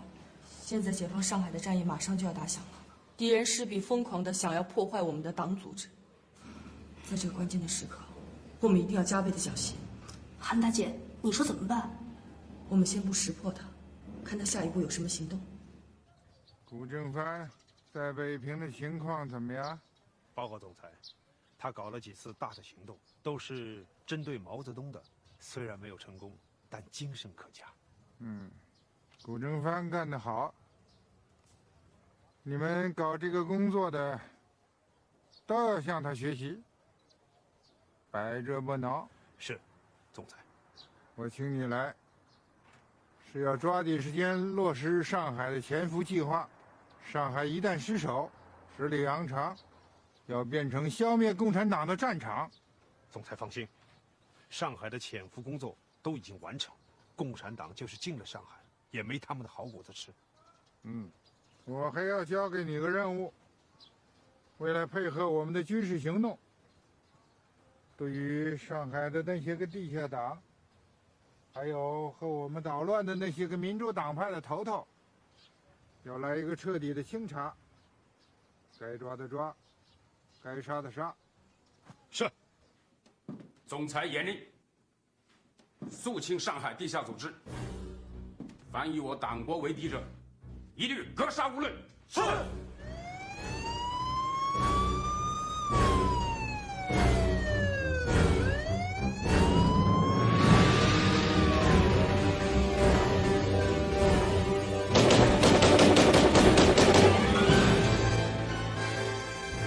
上海警察局长毛森奉命在全市展开大搜捕，大批革命志士和进步民主人士被秘密枪杀。这一次，你对共党分子的处置做得很好。那是遵照总裁的指令，斩草除根。这些人都是共党的精英啊，不能把他们留给将来的上海。是，总裁高瞻远瞩。汤博在做什么？他正在部署总裁坚守上海的决策。没有别的情况吗？总裁放心，他身边有我的人。你不能掉以轻心。我把整个上海都交给了他。现在，无论是军权还是兵力，他都是最强的。万一有什么差错，总裁已授予我最高权力。要是汤司令真的辜负了总裁，我会让他比那些共党分子死得更惨。对汤博这样的人，必要的时候是要敲一敲警钟的，让他明白，就是孙悟空也逃不出如来佛的手心。明白。我还有个绝密的计划。一旦兵力吃紧，我就把浦东川沙到金山一段的海堤炸掉，用海水来阻止共军的进攻，把省下的兵力都投到浦西去。司令，你这招高明啊！我这还不是学老头子。当年为了阻止日本人的进攻，他下令炸毁了花园口的黄河大堤。那可真是水漫金山啊！是，司令不愧是校长的好学生。汤司令，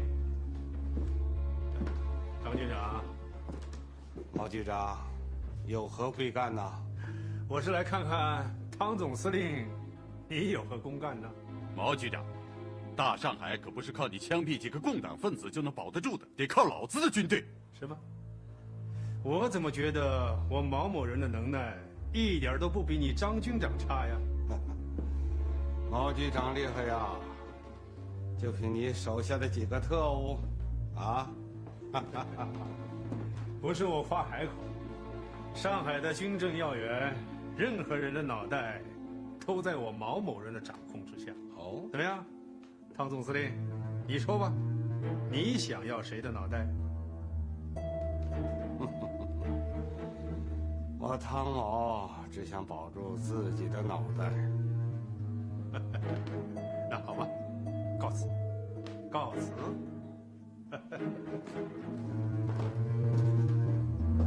妈的，什么东西？张局长，犯不着跟他一般见识。不过他现在是校长身边的红人，咱们犯不着得罪他呀。我就是看不惯他干他的，跑到司令部来，什么意思啊？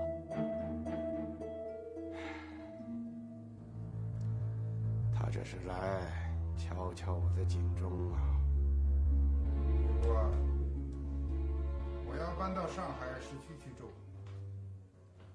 复兴党这里太不方便。父亲，时局这样严重，市区的危险分子太多，怎么可以搬进去住呢？危险分子？危险分子不是让毛局长都处决掉了吗？哪能处决掉光啊？这些人呐，多如牛毛，父亲，太危险了。危险？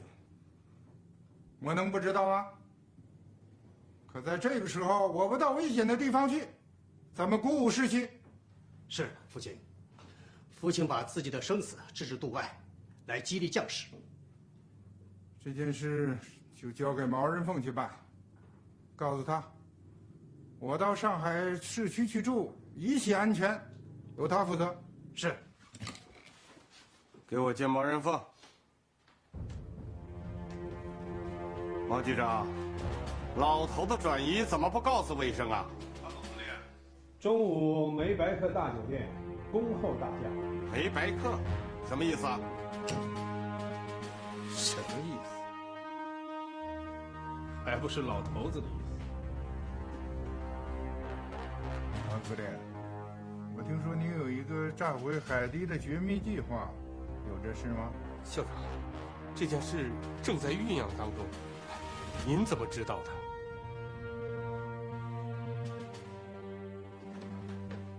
报告校长，学生正准备向您禀报。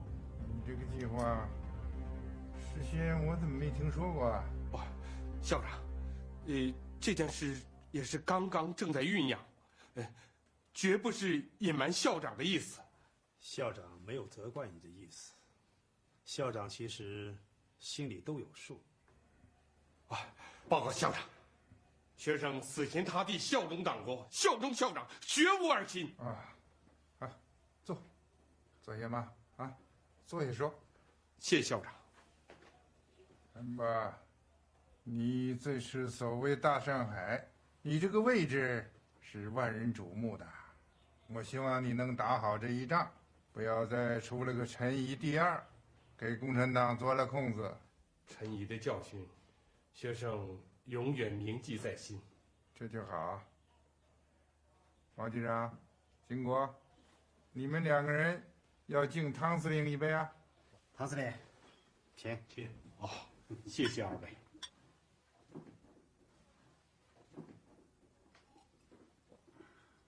校长，在此危急关头，亲临上海督战，军心大振，我替将士们谢校长了。安巴，我也要谢谢你，啊！我以水代酒，敬汤司令一杯。校长心意，学生领了。安巴，上海就靠你了。是。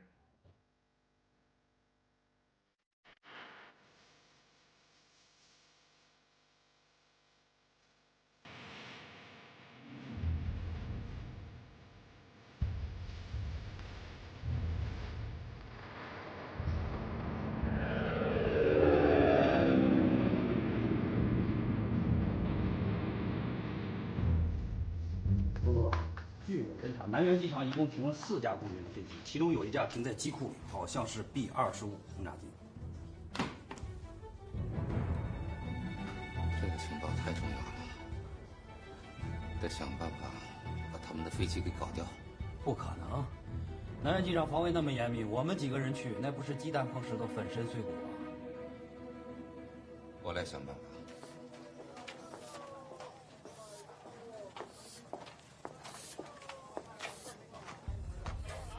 同志，能借用一下你的打气筒吗？好，拿去用吧。谢谢。南苑机场刚停了4架空军飞机，确定吗？这断飞心不是正常的。干掉他们。凭我们北平现有的实力，实施恐怕有些困难。给毛局长发报，请求总统让飞机轰炸南苑机场。谢谢。啊，不客气。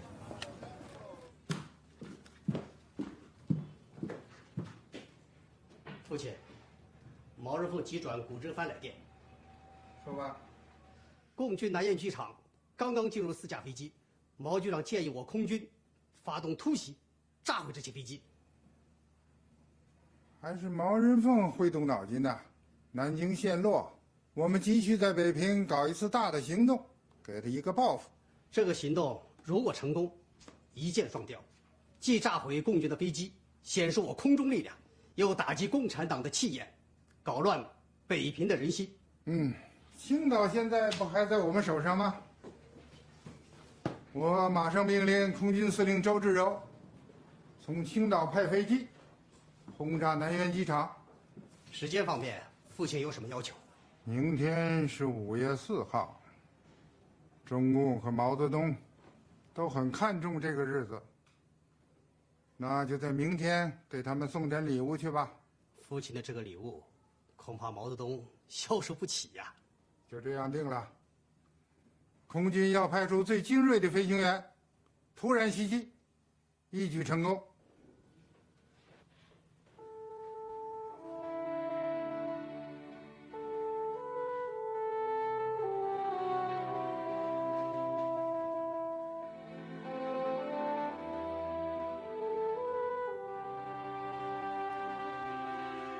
爸爸，哎，阿英来了。您在写什么呢？啊，明天是5·4运动30周年，全国青年第一次代表大会召开，请我题词。团结各界青年，为新民主主义建设工作。阿英，你也是青年嘛，这句话也适合你啊。是，爸爸。青年人是早晨8、9点钟的太阳，希望在你们身上。爸爸，您当年深受5·4运动的影响，您能给我讲讲当时的情况吗？都过去30年了。30年前，爸爸比你现在的年龄还小啊。爸，那个时候您已经在北大图书馆工作了吗？是啊，那是1919年，也就是5·4运动发生的那年年初。我从北平陪准备去法国的同学前往上海。我以前跟你说过，那时候我很穷，只有到天津的车票，不知道到了以后再怎么继续往前走。那您走成功了吗？像俗话说的，天无绝人之路。很幸运，一位同学从北平孔德学校弄到了一些钱，他借给了我10块钱，使我能够买到一张到浦口的车票。在前往南京的途中啊，我在曲阜下车，去看了看孔子的墓。在曲阜，我看到了孔圣人幼年住过的小镇。孔庙附近那棵有名的树，相传是孔子栽种的，我也看到了。我还在孔子的一个有名的弟子颜回住过的河边停留了一下。颜回我知道，他是孔子最喜欢的学生。你从小流浪，后来又到苏联留学，中国的传统文化根基不厚，以后要多在这方面加强啊。是，爸爸，我现在正在努力学呢。哎呀，好了，跟我出去散散步，咱们边走边聊。好。爸，外面天凉了，要不要加件衣服？哎呀，你知道照顾我了。是不是觉得爸爸老了？爸爸年轻着呢，我只是在你身边太少了，照顾您的日子也太少了。哎，你这么年轻，应该都在外面锻炼锻炼。我常说呀，我是个吃百家饭、抽百家烟的人。阿英啊，我接着给你讲5·4那年的事情。我到达浦口以后啊，又没钱了。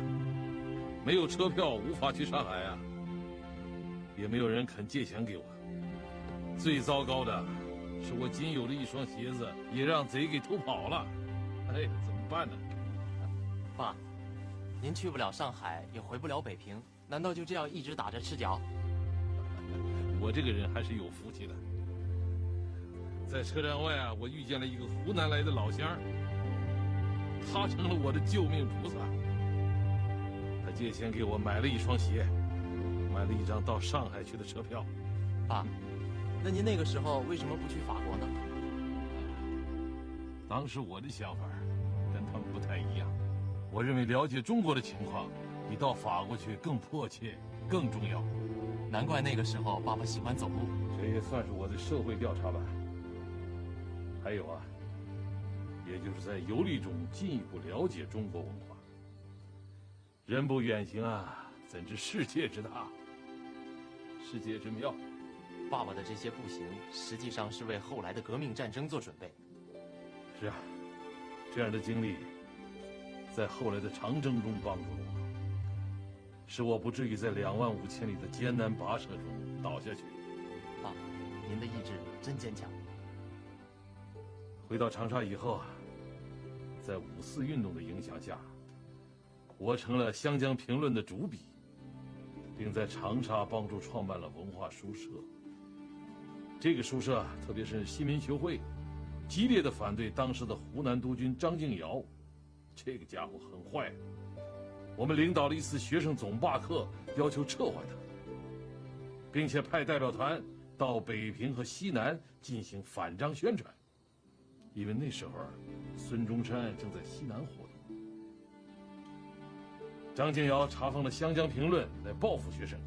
爸，那张敬尧查禁了《湘江评论》，你们怎么办？于是啊，我前往北平，代表新民学会在那里组织反军阀运动。新民学会把反张敬尧的斗争扩大成为普遍的反军阀的宣传。这个运动在湖南取得了一些成果，张敬尧被谭延闿推翻了，长沙建立了新政权。爸，那你们成功了？这只是暂时性的。这一年，我又回到了上海，在那里我再次见到了陈独秀。我第一次同他见面是在北平。他对我的影响，也许超过了任何人。后来啊，我在长沙一边当教员，一边继续我在新民学会的活动。那时候，新民学会的纲领是要争取湖南独立。独立，所谓的独立啊，是指自治。我们的团体对北洋政府感到厌恶，认为湖南如果和北洋政府脱离关系，就可以更加迅速的现代化，所以主张同北平分离。哦，原来是这样。那时候啊，我还是美国门罗主义和门户开放的坚决拥护者呢。门罗主义，爸，那您是什么时候成为一名马克思主义者？这还要从1920年说起。那年新民学会组织了一个示威游行，庆祝俄国10月革命3周年。这次示威游行遭到了警察的镇压。从此以后，我越来越相信，只有经过群众行动，取得群众的政治权利，才能保证改革的实现。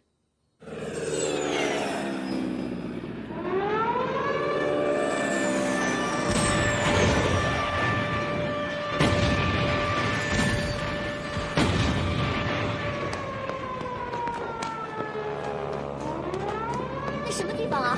南苑机场。敌机轰炸南苑机场了。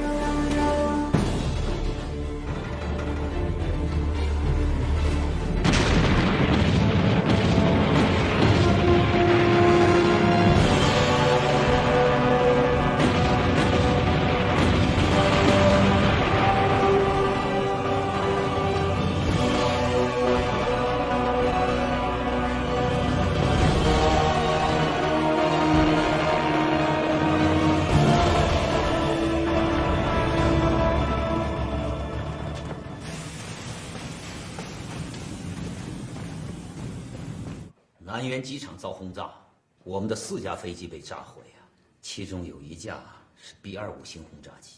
人员伤亡情况怎么样？有40多人。哼，蒋介石想利用他的空军优势在北平，给我们来个下马威呀！组建一支强大的空军，迫在眉睫啊！是啊。我就是来向主席汇报。这一次，我们遭到轰炸，给我们增加了不少的压力。我们必须尽快的组建一个空军中队，保卫北平，保卫我们的开国大典。赖也在啊。好，老总啊，主席啊，我提议把全国各地的飞机紧急调往北平，防止蒋介石第2次轰炸。英雄所见略同啊！好，方案都出来了。方案是有了，可咱们的飞机不够啊，全部都加起来，恐怕就10多架。 10多架，完全可以组建一个空军中队。